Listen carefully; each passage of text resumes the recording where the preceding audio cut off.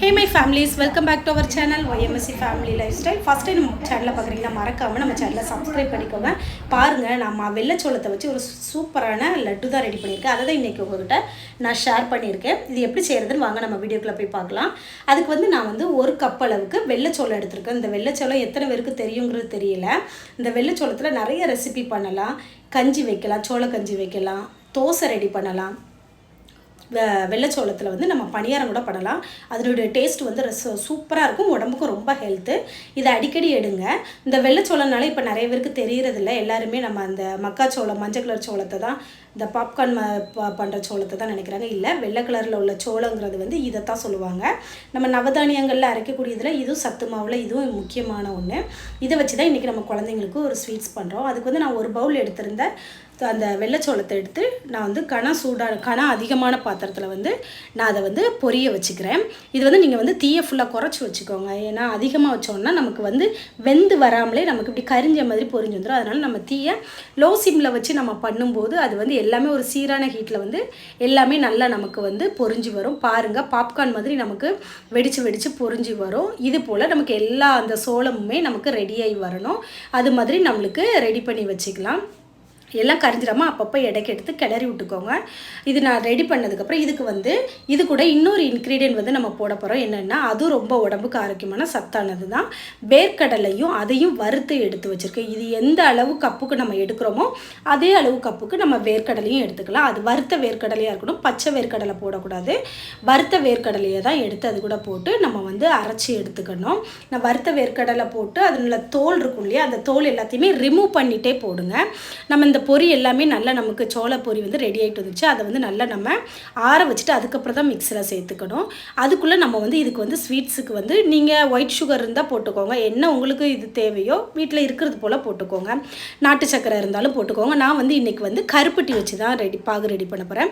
பாருங்கள், நான் இந்த பவுலுக்கு எடுத்த அளவுக்கு தான் நான் வேர்க்கடலையும் தோலெல்லாம் ரிமூவ் பண்ணிவிட்டு எடுத்திருக்கேன்.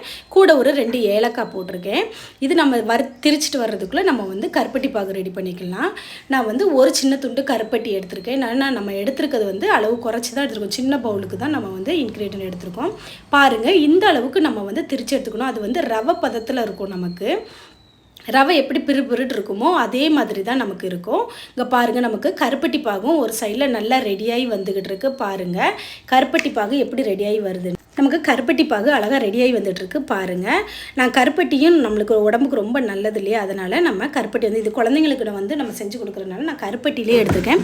கருப்பட்டி இன்னும் நல்லது, ரத்தம்லாம் ஊறுறதுக்கு நல்லதுனால நான் ஒயிட் சுகர் பண்ணாமல் கருப்பட்டிலே தான் இன்றைக்கி பண்ணியிருக்கேன். பாருங்கள், எனக்கு பாகு ரெடியான இந்த டைமில் நான் மிக்ஸியில் அரைச்சி வச்சுருக்கிறேன் அந்த சோளம், நிலக்கடலை, ஏலக்காய் போட்டு அரைச்சிருக்கோம் இல்லையா, அந்த இதையும் இதோட போட்டு நல்லா கிளறி எடுத்துக்கலாம். நம்ம அது போட நல்லா கிளறி எடுத்துக்கோங்க. பாருங்கள், நம்மளுக்கு கரெக்டாக வந்திருக்கு. அந்த இதை அப்படியே நம்ம அந்த கருப்பட்டி பாகு எல்லா அந்த இதுலேயும் சோளம் நம்ம அரைச்சி வச்சுருக்கிற பொடியில் மிக்ஸ் ஆகிற மணிக்கு நல்லா கிளறி விட்டுக்கோங்க. பாருங்கள், நம்மளுக்கு அந்த அடுப்பு சிம்மில் வச்சே பண்ணுங்கள். அடுப்பை ஆஃப் பண்ணி வச்சு பண்ணக்கூடாது. அந்த சூட்டில் நமக்கு அது எல்லாமே நல்லா கரெக்டாக மெல்ட் ஆகி எல்லாமே ஒன்றோட ஒன்று சேர்ந்து வரணும். இந்த டைமில் கொஞ்சோட முந்திரி பருப்பு இருந்தால் அதை சின்ன சின்னதாக உடச்சி போட்டுக்கோங்க. நமக்கு லட்டுன்னா கண்டிப்பாக முந்திரி பருப்பு, கிறிஸ்மஸ் பழம் போடணும். நான் இன்றைக்கி முந்திரி பருப்பும் நான் கொஞ்சம் வறுத்து வச்ச வேர்க்கடலை இது செய்கிறதுக்கு போக மீதி கொஞ்சம் இருந்துச்சு, அதையும் தான் இது கூட ஆட் பண்ணிக்கிறேன். அதுக்கப்புறம் அதையும் கொஞ்சம் போட்டுட்டு நெய், நமக்கு லட்டு கொஞ்சம் நெய் தூக்கலாக இருந்தால் இன்னும் கொஞ்சம் நல்லாயிருக்கும். நெய் வாசனைக்கு பிள்ளைங்க நல்லா விரும்பி சாப்பிடுவாங்க. அதனால் நான் ஒரு கரண்டி நல்ல நெய்யையும் இதில் போட்டு நல்லா கிளறி விட்டுக்கலாம்.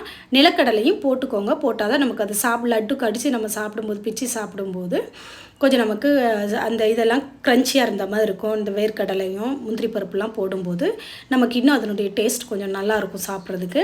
அதனால் நான் பாருங்கள், வேர்க்கடலையும் போட்டு, அது வறுத்த வேர்க்கடலை தான், பச்சையாக போட்டுறாதீங்க. இதை போட்டு நல்லா கிளறி திரட்டி எடுத்துக்கோங்க. நம்ம நல்லா திரண்டு வருது பாருங்கள், எல்லாமே ஒன்றா மொத்தமாக நமக்கு ஒரு இது மாதிரி நம்மளுக்கு திரண்டு வந்துருந்துச்சு. அதுபோல் நீங்கள் இப்படியே கிளறி விட்டுக்கிட்டே இருங்க. நான் அடுப்பு ஆஃப் பண்ணலை, ஆஃப் பண்ணாமல் தான் அதை எல்லாம் நல்லா திரட்டி எடுத்துக்கிட்டு இருக்கேன். அது அப்படி நல்லா திரண்டு வரட்டும். இப்போ நம்ம அடுப்பு ஆஃப் பண்ணிட்டு இன்னொரு பாத்திரத்துக்கு நம்ம ட்ரான்ஸ்ஃபர் பண்ணி வச்சுட்டு கொஞ்சம் வெது சூடு வர வெயிட் பண்ணிவிட்டு அதுக்கப்புறம் நம்ம கையாலேயே இதை நம்ம லட்டு ஷேப்புக்கு உருண்டை பிடிச்சிக்கலாம். பாருங்கள், நான் கொஞ்சம் ஆறுனதுக்கப்புறம் வெது சூடு இருந்துச்சு. அந்த சூட்டோடு தான் நம்ம லட்டு பிடிக்கணும். அப்போ தான் கொஞ்சம் நல்லாயிருக்கும். அப்படி இல்லை நீங்கள் லட்டு மாதிரி வேண்டாம், ஸ்கொயர் ஷேப்பில் வேணும்னாலும் ஒரு தட்டில் கொஞ்சோல நெய் தடவி வச்சுட்டு இந்த லட்டுக்கு விரசி வச்சுருக்கிற மாவை அதில் அப்படியே தட்டிட்டு நல்லா ஸ்கொயர் ஷேப்பில் நீங்கள் இது பண்ணிவிட்டு கத்தியை வச்சு கொஞ்சம் கட் பண்ணி ஸ்கொயர் ஷேப்பில் கட் பண்ணி எடுத்துட்டிங்கன்னா உங்களுக்கு அந்த மாதிரி கிடைக்கும். நான் வந்து இன்றைக்கி லட்டுங்கிறதுனால ரவுண்ட் ஷேப்பில் தான் பிடிச்சி வச்சுருக்கேன். நமக்கு தேவையான சைஸ் அளவில் பிடிச்சிக்கோங்க, சின்ன உருண்டையோ பெரிய உருண்டையோ. பாருங்கள், நான் இன்றைக்கி வந்து கொஞ்சம் தான் செஞ்சுருந்தேன், ஒரு 10 உருண்டை வர்ற மணிக்கு தான் பண்ணியிருந்தேன். அதுவே ரொம்ப டேஸ்ட்டாக தான் இருந்துச்சு. குழந்தைங்க நல்லா விரும்பி சாப்பிட்டாங்க. சாப்பிட்றதுக்கு சூப்பராக இருக்கும். இது பிள்ளைங்களுக்கு ஸ்கூலுக்கு ஸ்நாக்ஸுக்கெலாம் செஞ்சு கொடுத்தோன்னா பிள்ளைங்க நல்லா சாப்பிடுவாங்க. இது சாப்பிட்டாலே பிள்ளைங்க வந்து இதில் வந்து நம்ம ரொம்ப எல்லாமே சத்தான ஆகாரம் தான் சேர்த்துருக்கோம். நெய் சேர்த்துருக்கோம், கருப்பட்டி சேர்த்துருக்கோம், வெள்ளைச்சோளம் ரொம்ப நல்லது, நிலக்கடலையும் ரொம்ப நல்லது. இதில் நம்ம போட்டிருக்கிற எல்லாருமே ரொம்ப சத்தான பொருட்கள் தான் இருக்கும். குழந்தைங்களுக்கு ஸ்நாக்ஸ் நம்ம கடையில் வாங்கி கொடுக்குறத விட வீட்டில் இதே போல் ஒரு 10 நிமிஷத்தில் நம்ம செஞ்சு கொடுத்துட்டோம்னா ரொம்ப நல்லது. அது இப்போ சம்மர் டைம்ங்கிறனால வீட்டில் குழந்தைங்களுக்கு லீவ் டைமில் இந்த மாதிரி நீங்கள் பண்ணி கொடுத்து பாருங்கள். இந்த வீடியோ பிடிச்சிருந்துச்சுன்னா லைக் பண்ணுங்கள். தேங்க்யூ.